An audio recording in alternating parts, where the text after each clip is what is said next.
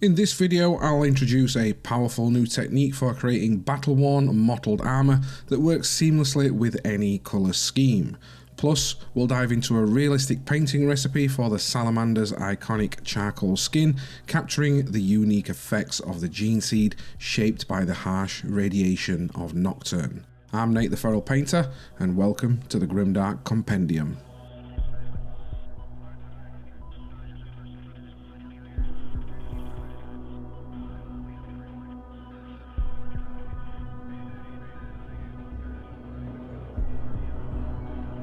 The Salamanders are a loyal Space Marine chapter from the volcanic death world of Nocturne. Known for their resilience, craftsmanship and compassion, their jet black skin and red eyes reflect the gene seed's mutation from Nocturne's harsh radiation. Unlike other chapters, they prioritise protecting Imperial citizens, embodying their Primarch Vulcan's ideals of endurance and humanity.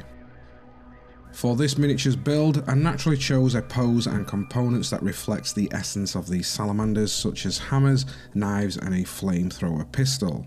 I also added extra elements such as pipes, skulls and tabards, and also some purity seals crafted from cheesecloth. Once satisfied with the assembly, I primed up the model with 2 thin coats of Stynylrez Grey Primer. The Salamander's colour scheme can be challenging to adapt for a grimdark aesthetic, as their bright green armour isn't typical of the muted tones associated with the grimdark style.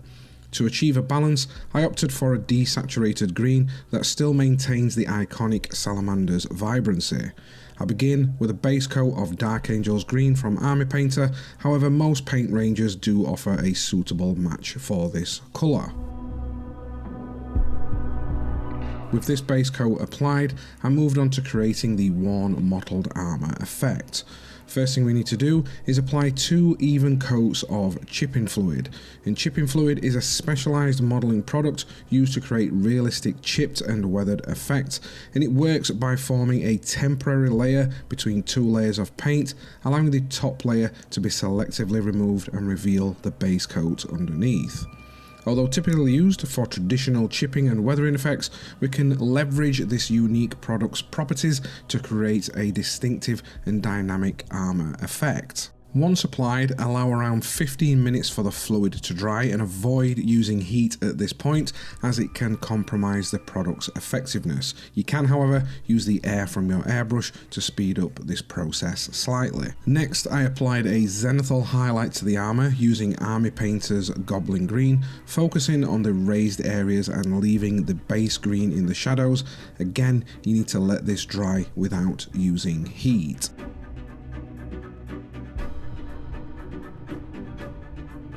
Once that highlight layer is dry, I used a clean brush and water to gently tap and stipple the armour, reactivating the chipping fluid to reveal the darker green underneath.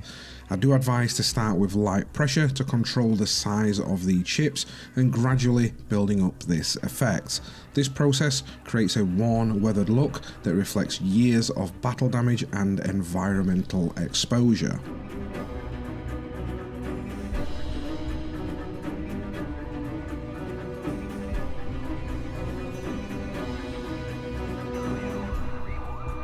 In some cases, the mottled effect can appear too strong, and you can tone it down by glazing over the chips with a thin down layer of the original Goblin's Green highlight colour.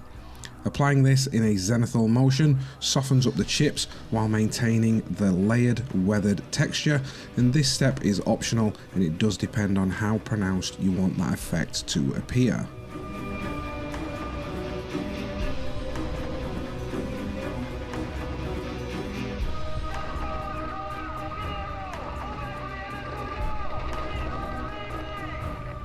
At this stage, you can begin base coating the rest of your miniature. For the chipped areas of the armour and any leather sections, including the tabard, I used Citadel's Rhinox hide as the base. The leather was then highlighted with Scrag Brown, while the tabard was highlighted with Hull Red. For the scrolls, I applied AK Decomposed Flesh as the base colour, followed by highlights with AK Deck Tan.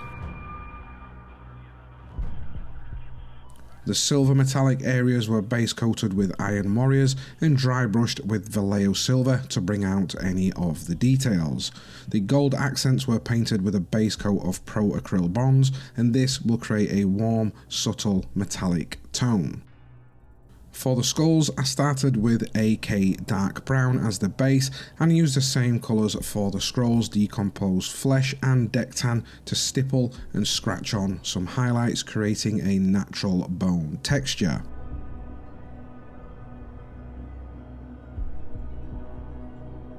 Finally, any black paint can be used for the black sections of this miniature.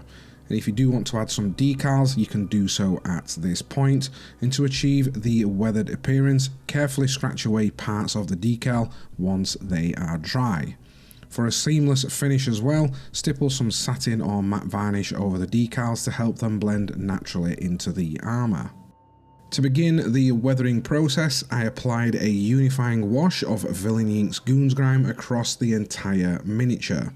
Whilst we've covered brush application extensively in previous videos, we often get asked about tips for airbrush application. The principles and thinning ratios remain the same, but applying Goon's Grime with an airbrush has its own advantages. One, it's faster, especially when working with larger or multiple miniatures, and also it provides a smooth, even coat, allowing you to build up heavier grime in areas like the feet or other naturally dirtied sections. Before using, I gave Goon's Grime a thorough mix, and its thin binder makes handshaking quick and effective, and it can be thinned 1-to-1 with mineral spirits for airbrush application. I applied it in short, small bursts, building it up in desired areas, and once applied, I allowed it to dry for around 15 minutes, and it will dry to a matte finish, and a hairdryer can also be used to speed up this process if needed. Next, I used the reductive technique to clean and refine the grime. This technique is explained in detail by Dark Ages Workshop here on our YouTube channel. I do use a Q-tip or a sponge dampened with mineral spirits, and I begin removing the Goon's Grime, focusing on a general cleanup at first. Then, for finer adjustments and refinements, I switched to a brush which allowed me to manipulate the grime further, pushing the pigment into the recesses, creating streaks, and also cleaning up any harder to reach areas. This step provides a controlled, natural, weathered effect. Once the grime layer was fully dry, I wanted to add some more depth and contrast using Villainy Ink's Decrepit Filth. This dark brown, almost black wash is ideal for panel lining, adding shadow and deepening grime effects. I decant some onto a palette, and a large citadel base works well for this situation, and I thin this 1-to-1 with mineral spirits. Using a brush, I carefully applied the thinned wash into the crevices and along panel lines to enhance separation and create richer shadows. Once you've given it around 15 minutes to dry, some areas may exhibit slight bleed effects depending on the application's heaviness. This can be adjusted by using a clean brush dampened with mineral spirits to push the pigment back into the panel lines or refine any of the streaks and grime. Alternatively, you can leave some bleed areas untouched to simulate dried oil or grime, which adds unique texture and realism. In some cases, the layers of Decrepit Filth and Goon's Grime will naturally blend, creating additional tonal variation and unique grime effects. By embracing these organic results, you can achieve a truly dynamic weathered finish that enhances the miniature's overall depth and realism. Painting Salamander's skin can be challenging, and replicating their radiated, scorched appearance requires careful attention to detail. However, with the help of Villainy Ink's special effects enamels, we can achieve a truly unique and realistic grimdark aesthetic for their flesh. I begin with a base coat of AK Smoke Black, followed by a dry brush of AK Ash Grey to catch the highlights, and then I gradually mix in a small amount of AK Neutral Grey for the final highlights, and I focus on areas like the forehead and eyebrows, and I aim for a slightly brighter highlights than intended, as the subsequent washes will tone this down. For the first unifying wash, I used Villainy Ink's Caput Mortem. This flesh wash is ideal for the Salamander's scorched skin, adding tonal variation and subtle hints of colour. I thinned the wash 1:1 with mineral spirits and I applied it in an even coat, letting it dry to a satin finish, perfect for the flesh texture. Once dry, I gently dabbed the highlighted areas with a small amount of mineral spirits, focusing on keeping the wash in the shadows and in the areas like the back of his head and where the helmet would connect to the neck piece. When removing the wash, I used a light touch and minimal mineral spirits to carefully dab and lift the layers. This will create a mottled effect across the skin, and this slow, deliberate removal process enhances texture and tonal depth. If needed, you can always reapply the wash to build up more contrast or variation. For the final special effects, I added Villainy Ink's Carrion Crimson to selected areas such as scars, his temples and around balls. Thinned 1:1 with mineral spirits, this wash blends seamlessly with Caput Mortem while introducing a granular texture that enhances the distressed, mottled appearance of the Salamander's burnt skin. Once dry, I used a brush to move and manipulate the tiny granules, clumping or repositioning them to achieve a raw, sore look in desired areas. To complete the face, I painted the eyes with a small dot of Wild Rider Red, a vibrant tone between red and orange that perfectly captures the Salamander's piercing, fiery gaze. These final details bring the model to life, cementing the grimdark, radiated aesthetic that defines the Salamander's iconic appearance. And that wraps up today's tutorial, so be sure to check out episode 1 of my new Trench Crusade course where we dive into the new Antioch miniatures. In this episode, I guide you through the lore and painting the shock troopers and yeomen. This is just the first episode of the series with many more to come.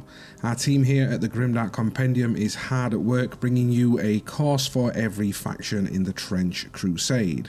Don't forget, our winter sale bundles are still available over at the Grimdark Compendium, where you can grab individual courses or pair them with the Villainy Inks set.